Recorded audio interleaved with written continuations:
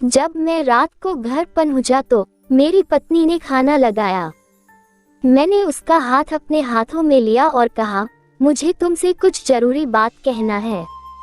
वो शांत बैठकर खाना खा रही थी। उसकी आंखों में कुछ दर्द सा साफ नजर आ रहा था। अचानक मुझे नहीं पता कैसे कहूँ, मगर मुझे उसे बताना ही था। मैंने बड़ी शांति से कहा, मुझे तलाक चाहिए। लगा जैसे उसे मेरे शब्दों से कुछ फर्क नहीं पड़ा, बल्कि उसने मुझसे पूछा क्यों तलाक चाहिए। मैंने उसके सवाल को अनसुना किया तो उसे गुस्सा आ गया।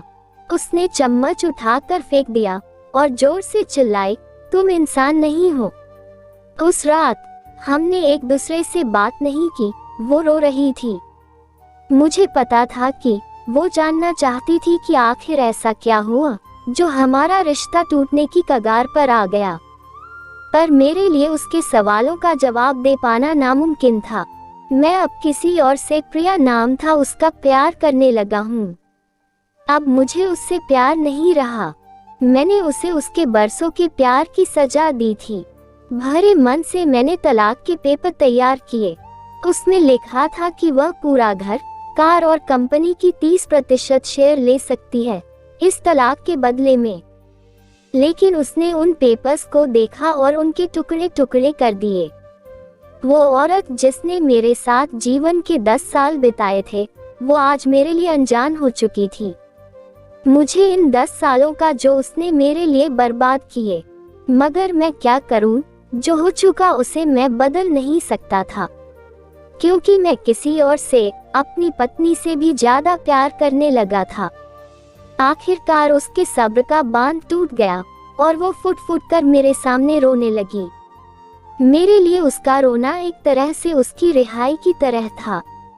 तलाक की ये बात जो कई दिनों से मुझे परेशान कर रही थी, अब बिल्कुल साफ हो चुकी थी। अगले दिन मैं घर काफी लेट आया। मैंने देखा कि वो टेबल पर बैठकर कुछ लिख रही थी। मैंने शाम का खाना नहीं खाया था, लेकिन फिर भी मैं सीधे ऊपर जाकर अपने कमरे में सो गया, क्योंकि पूरा दिन प्रिया के साथ रहने और कई जगह घूमने के बाद मैं थक गया था। वो शायद रात को उसी टेबल पर लिखते लिखते सो गई थी। सुबह उसने तलाक देने की शर्तें बताई। वो मुझसे कुछ भी लेना नहीं चाहती थी। उसे सिर्फ तलाक से पहले 1 महीने का समय चाहिए था। उसने आग्रह किया कि इस 1 महीने में हम दोनों वही पुराना वाला जीवन जिए जितना संभव हो सके, क्योंकि आने वाले महीने में हमारे बेटे की परीक्षा है। वो नहीं चाहती थी कि हमारे टूटे रिश्ते का प्रभाव उसकी पढ़ाई पर पड़े। मुझे भी यह ठीक लगा, मगर वो कुछ और भी चाहती थी। जैसे शादी के दिन मैं उसे उठाकर अपने शयन कक्ष तक ले गया था, उसी तरह हर रोज 1 महीने तक मैं उसे शयन कक्ष से उठाकर मुख्य द्वार तक ले जाऊं। मुझे लगा यह पागलपन है, मगर इन आखिरी दिनों को थोड़ा अच्छा बनाने के लिए मैंने उसकी यह शर्त स्वीकार कर ली। मैंने प्रिया को अपनी पत्नी की सभी शर्तें बताई। वो हंसने लगी। उसे लगा मेरी पत्नी कितने भी तरीके अपना ले, तलाक होना तो तय है। मेरी पत्नी और मैं किसी से भी इस दौरान नहीं मिले थे, लेकिन उस दिन जब मैं उसे पहली बार उठाकर गेट तक लेकर गया तो हम दोनों काफी अजीब महसूस रहे थे। पीछे से हमारा बेटा भी खिलखिलाकर खुश हो रहा था। अगले दिन यह काम थोड़ा सामान्य और आसान हो गया। वह मेरे सीने से लगी थी और मैं उसकी खुशबू महसूस कर रहा था।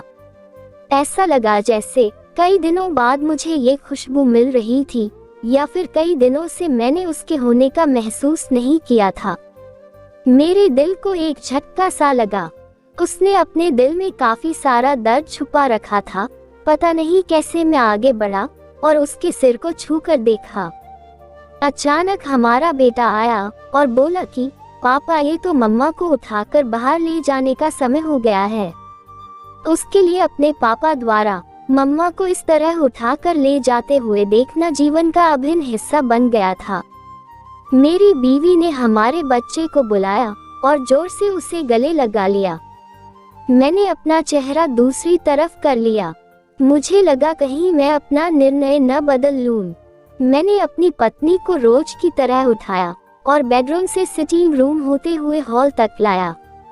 उसने प्यार से अपने दोनों हाथ मेरी गर्दन के आसपास रख दिए। मैंने उसे जोर से पकड़ रखा था, बिल्कुल हमारे सुहागरात की तरह, मगर उसका इतना कम वजन मुझे परेशान कर रहा था। महीने के आखिरी दिन जब मैंने उसे उठाया तो मेरे लिए एक कदम भी चल पाना मुश्किल हो रहा था। हमारा बेटा स्कूल जा चुका था। मैं अपनी कार से ऑफिस गया और कार से कूदकर बाहर आ गया, बिना कार को लॉक किए। मुझे डर था कि अब एक पल की भी देरी मेरा इरादा बदल देगी। मैं ऊपर गया। प्रिया ने दरवाजा खोला और मैंने उससे कहा, सॉरी प्रिया, अब मैं अपनी पत्नी से तलाक नहीं लेना चाहता। उसने मुझे देखा और मेरे सिर पर हाथ फेरकर कहा, तुम्हें बुखार तो नहीं है? मैंने उसका हाथ हटाया और कहा, सॉरी प्रिया, अब मुझे अपनी पत्नी से तलाक नहीं चाहिए। हमारी शादीशुदा जिंदगी शायद हम दोनों के ध्यान न देने की वजह से बोरिंग हो गई थी, लेकिन इसका मतलब यह कतई नहीं कि हम एक दूसरे से प्यार नहीं करते।